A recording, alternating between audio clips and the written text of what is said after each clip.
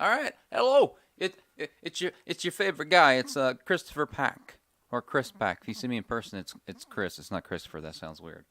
Uh, as you may know, I'm doing Today in Art, kind of like a daily podcast. I'm gonna like find a certain art related news article, topic, thing, event, thing going on, and I'm going to read the article and discuss it and give my own like kind of opinion about it. Why would I do this? Well, as I am let's say a working artist, I'm living in the Columbus, Ohio area. I basically figured if you want to be better at profession, maybe the more you know about said profession, like an artist being up to date with art news, would be good for that said profession. Also, maybe if you're listening to this, there's a possibility, probably pretty good, that you yourself or an artist are at least interested in it, so you can also stay up to date with me as well. So I'm not streaming. I'm recording this, and it's going to be up on YouTube. And I have all kinds of like links for my stuff, my art. I got a Facebook, I got an Instagram, I got a Twitter, what else do I got? I got a website, ChristopherPack.com. All the links will be in the description. Hopefully in the audio description I'll be able to put it as well. But basically you can type in Christopher Pack art and said thing, and hopefully it should come up.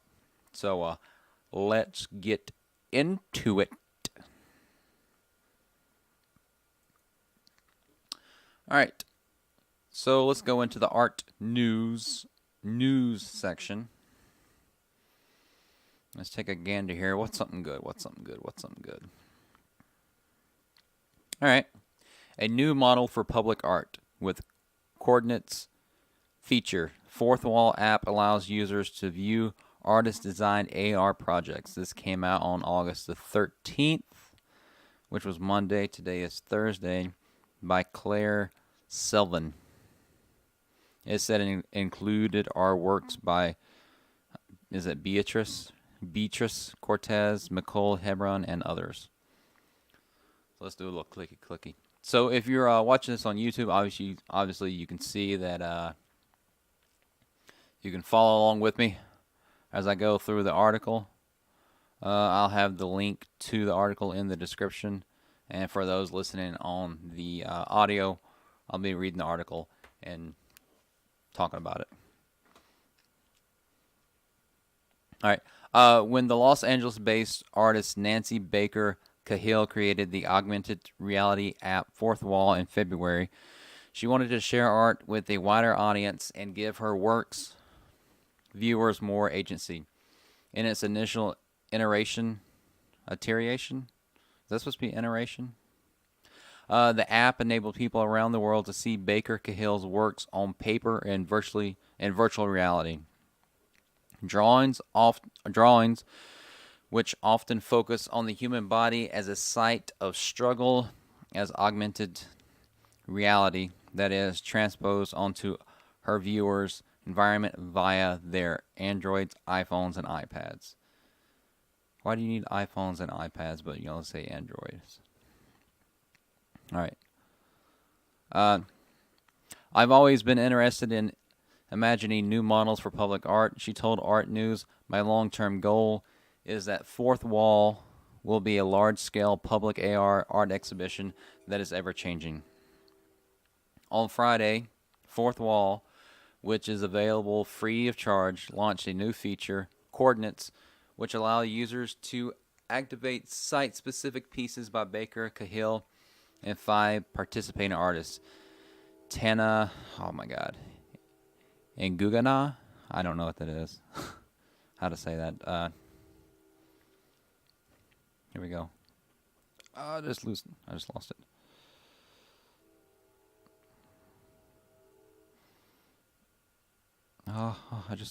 Come on. Where'd that go?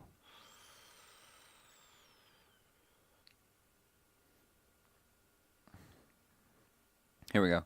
Beatrice Cortez, Kentaroth Davis, Michaela Hebron, and Deborah Skako.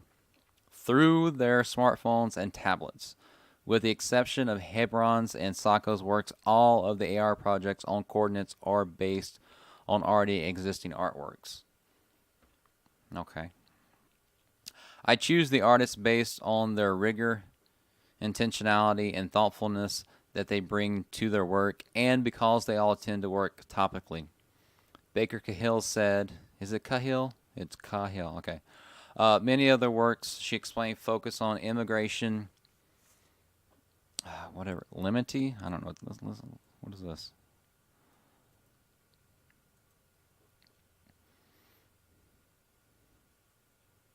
Oh, Latin word meaning threshold. Okay. And the idea that, like the artworks on coordinates themselves, which exist both in reality and on the app, it is possible for someone or something to be two places at once.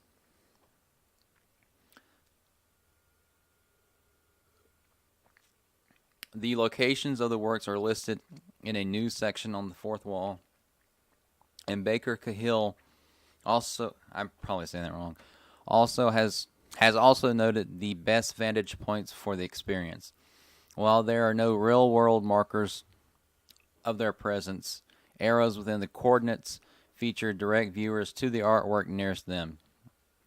The pieces are locked to specific GPS coordinates, and each has its own visibility range.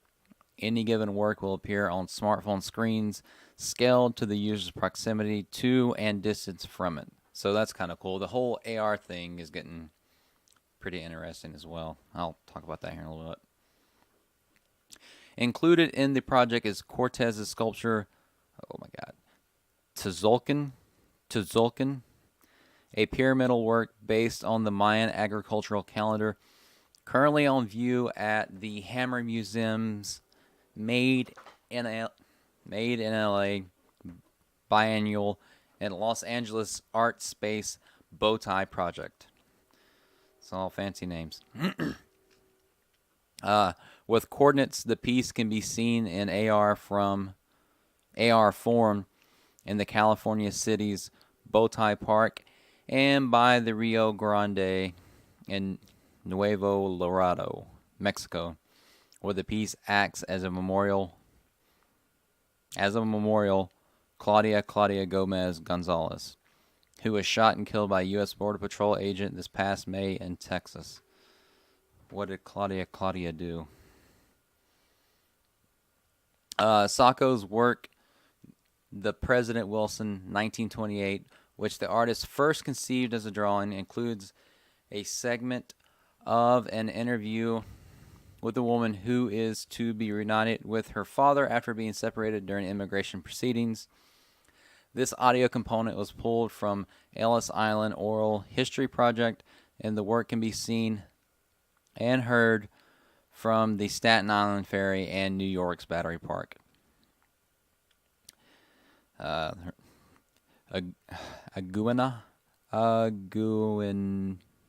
yeah, I can't, whatever that person's last name. Aguiniga. Impotence and coordinate can be activated at the border wall in Playas de Tijuana, Mexico. Kentura Davis both at the Great Pyramid of Giza in Egypt. That seems cool. Hebron's eminent domain at Dodger Stadium in Los Angeles. That one seems cool.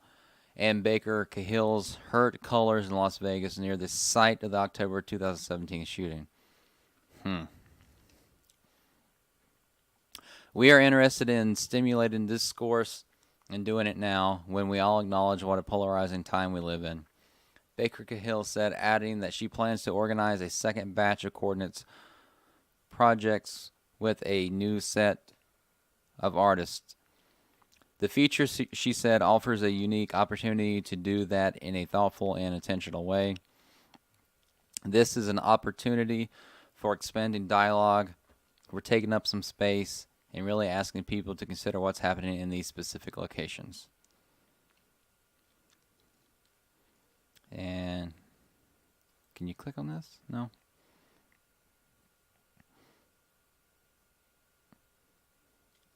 With that, I mean, the use of augmented reality seems like a pretty interesting thing to do with art, because there has been a lot of art that uses or involves new technology as it comes along. I mean, even like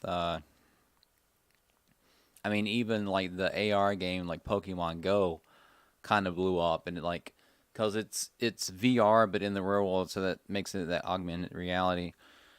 And they seem to be, I guess, artists that are would like to call themselves socially conscious, and talking about it's like shootings and immigration and stuff. Which, if that's what they're interested in, they can do.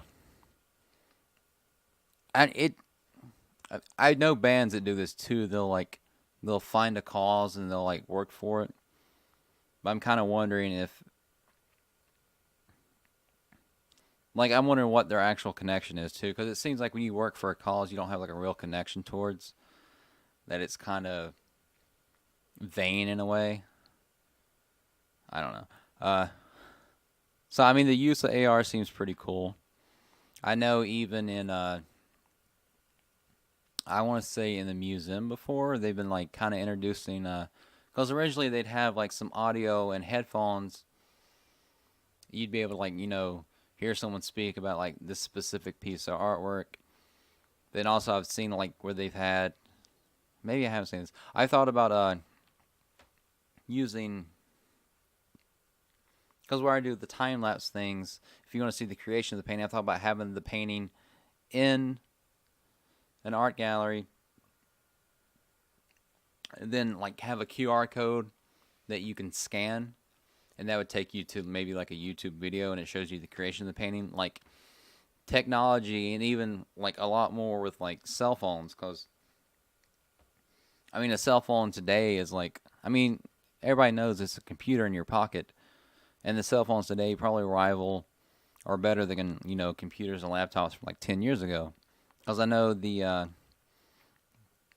Galaxy Note 9 is coming out or just came out, and one of their versions has like 8 gigs of RAM.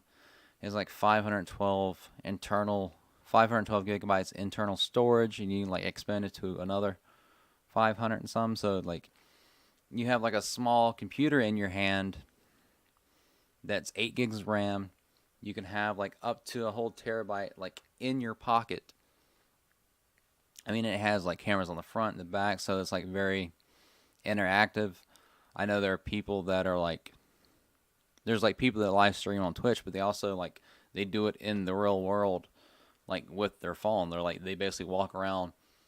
I'm assuming they can switch between their like selfie cam and their rear cam, but they like walk around showing that people are watching that. Like the internet connection and the data streaming on the phone is getting better and better, so they're able to stream. Although the video probably going out from the phone is not nowhere near as good as like say, a better camera like in a studio, but still it's enough to be sent out there. So I figure I'll make this one somewhat quick, since yesterday's episode was like 30 minutes and it took forever to upload. But the whole idea of AR, and I feel like AR has more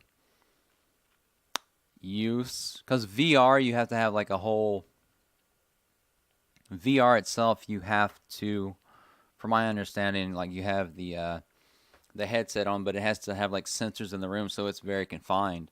But with AR and the way it's able to process the images from your phone, like the camera and your GPS, like I'm not sure how often that like updates, but I'm sure it's like every couple of seconds, where it's able to keep track of you. Like it's much more like a natural interactive feature than having to put on a headset and staying in like a specific location.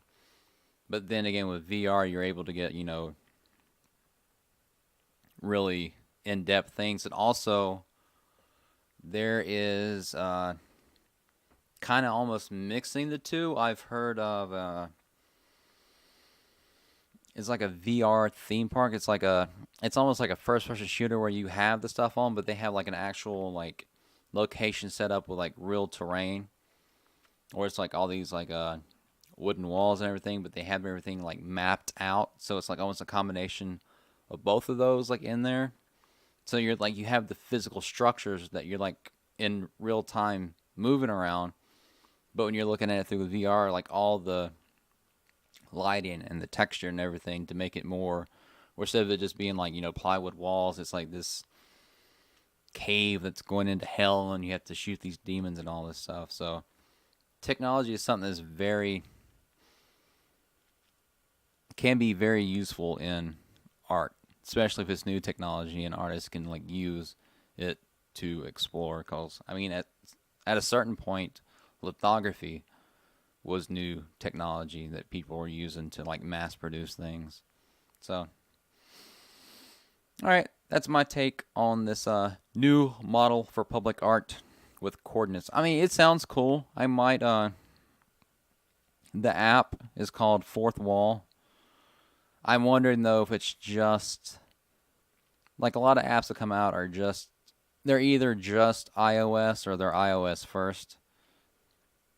Even though Android's like 74% of the marketplace, but I understand like Apple has like a few designs out and it's a lot easier to like design for that instead of like the multitude of Android apps. But yeah. All right. This is the end of today's episode, which is August 16th, 2018. This will be episode number 4. Like I said, all my links should be in the description. If you want to follow me on Instagram, Twitter, Facebook, visit my website. I got a Patreon too. If you want to check that out, that'd be cool. So, yeah. All right. Peace. Later. Have a good day.